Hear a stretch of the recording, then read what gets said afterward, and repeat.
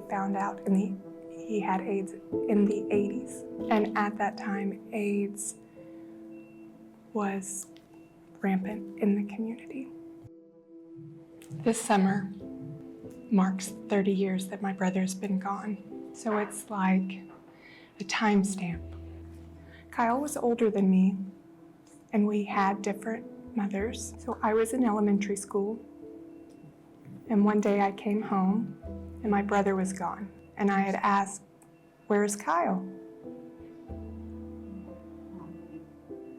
My mom and dad said he left to find himself.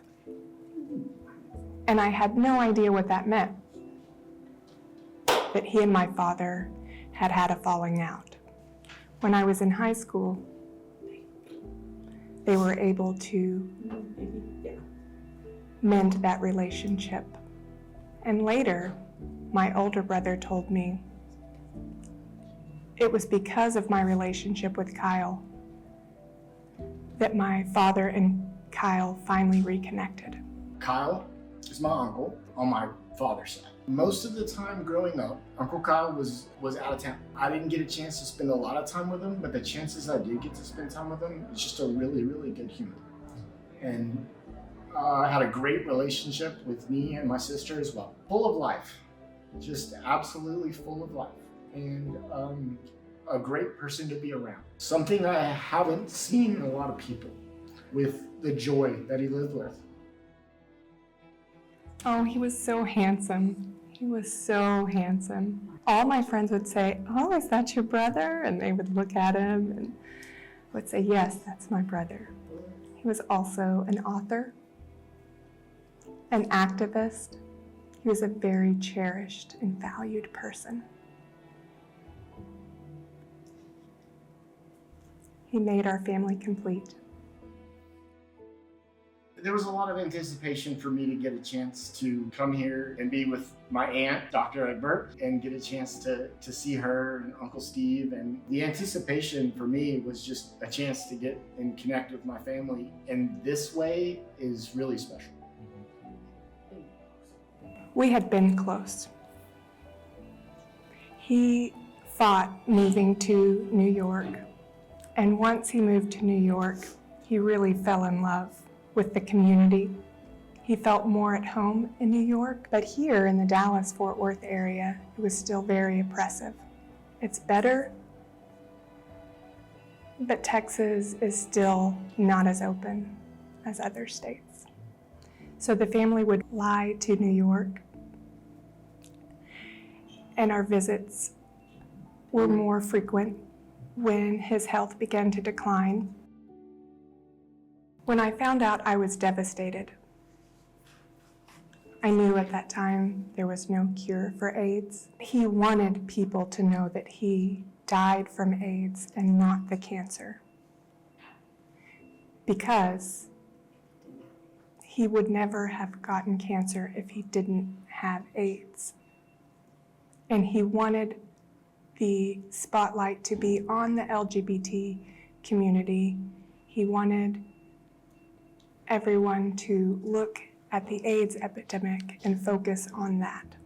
I was anywhere from 11 to 12 when I found out, and I didn't really understand it. We knew that he was homosexual, and that was not an issue for us because my only experience with that was him. And he was such a good person to be around. The experience for me was just having to watch my family deal with it. My dad is his brother. Having to see him go through the loss of his brother was really hard. It was sad, but I was so young. It didn't really take hold and make an impact on me until I grew up and realized what AIDS was as an epidemic and how many people it had affected. By the end of 1992, 263,000 Americans will be killed by this disease.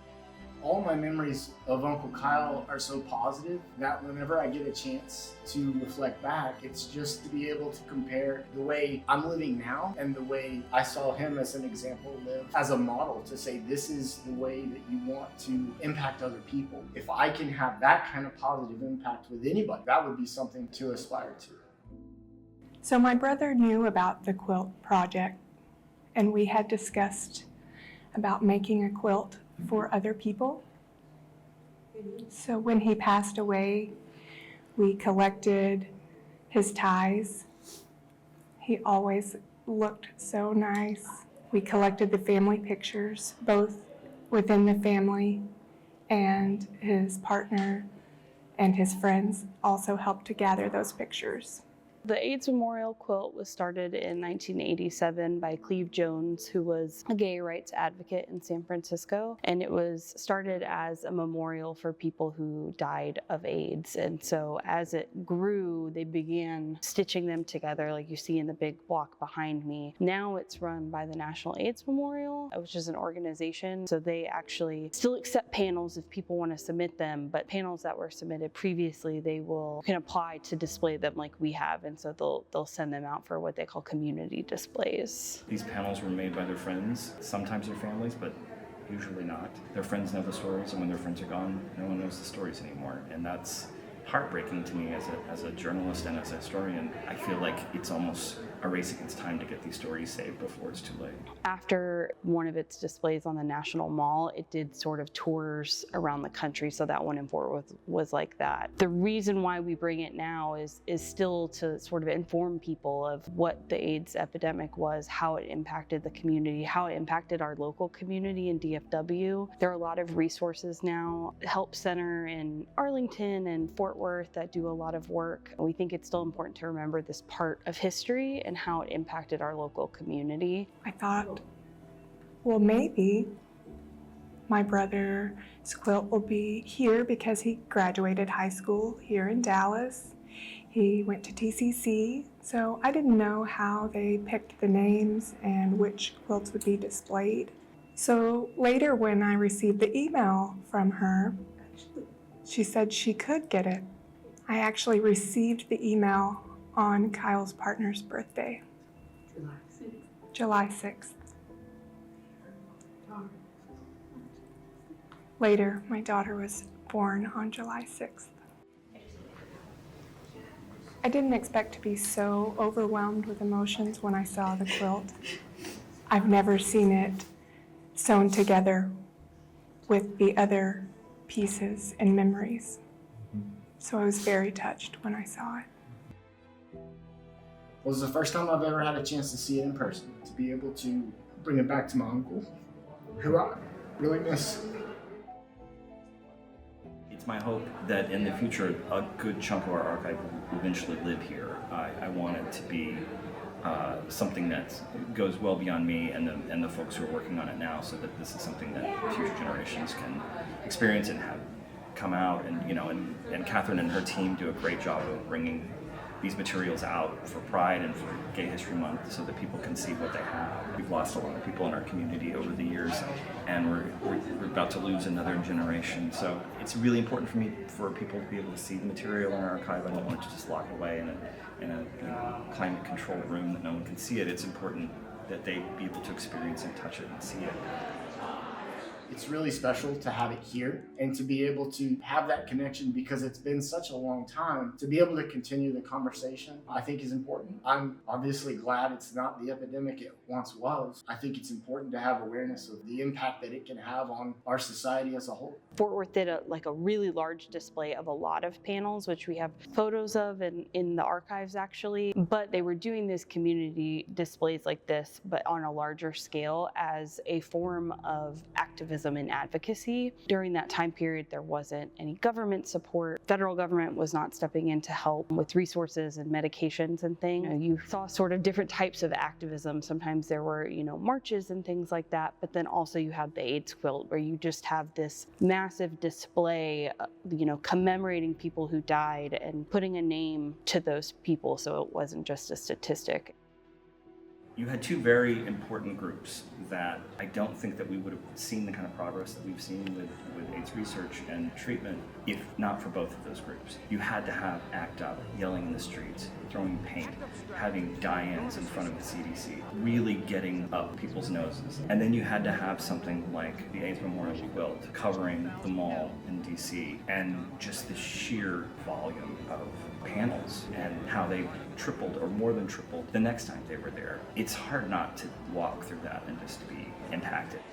It's such a powerful symbol, and when you read more about why the sizes were what they were, because that was about the size of a human body or a coffin, you can't help but just get walloped by it emotionally. And some of the panels are truly beautiful. I mean, they're all hand-sewn, hand-created by people who love these folks. The deaf community was highly impacted by the AIDS epidemic.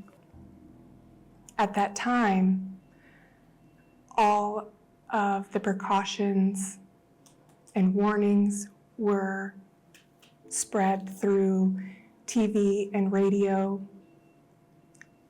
but the deaf community didn't have access to that information. So AIDS highly impacted the deaf community.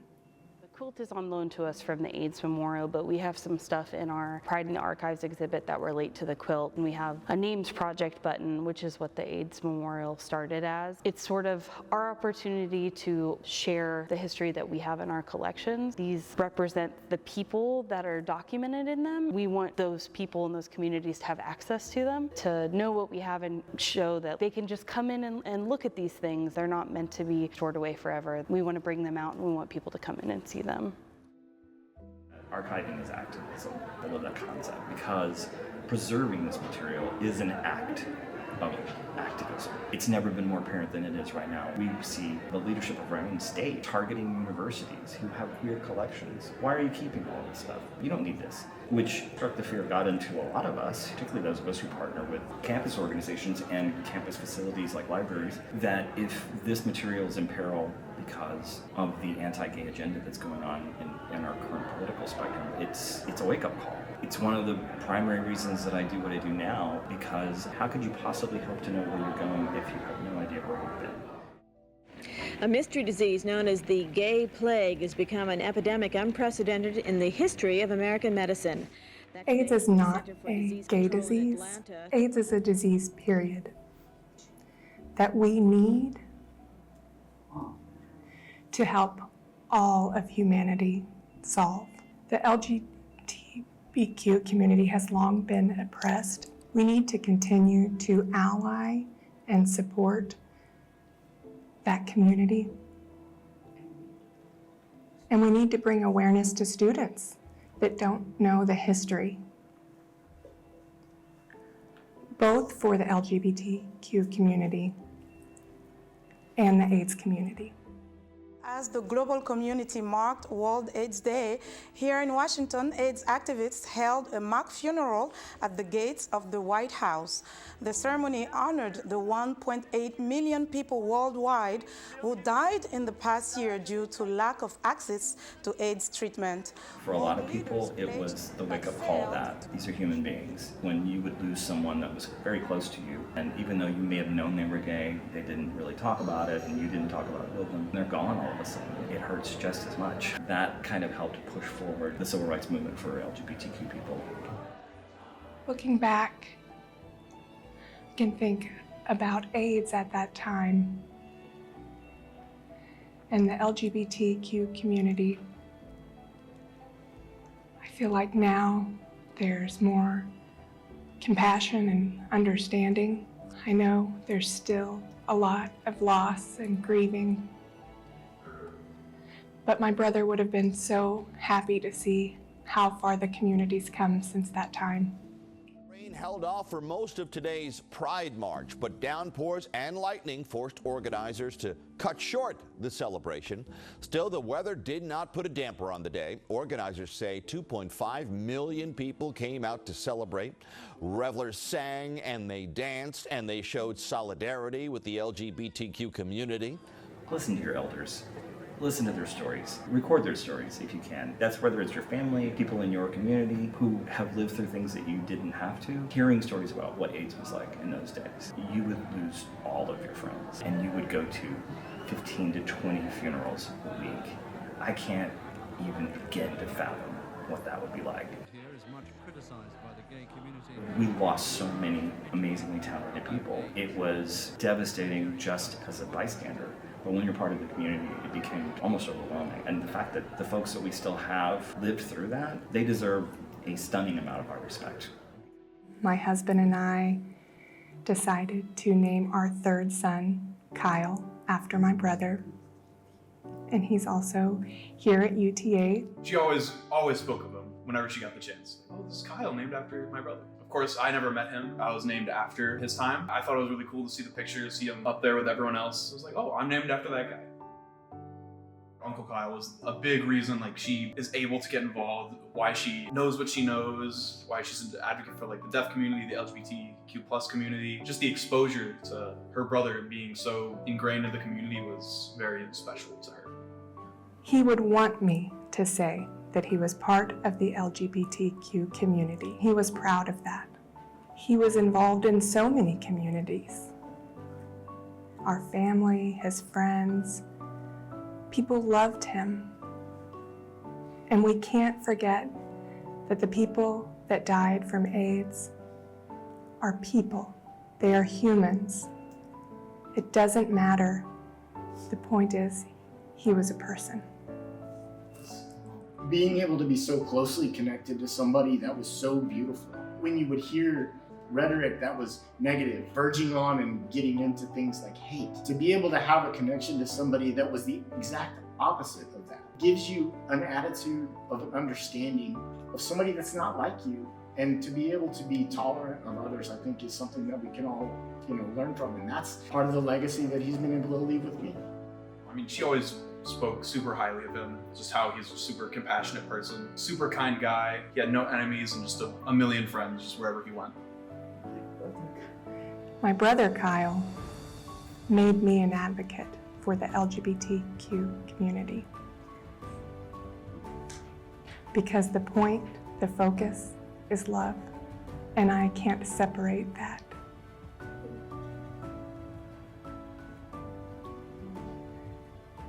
So it hurts me so much when people can't accept that it's love.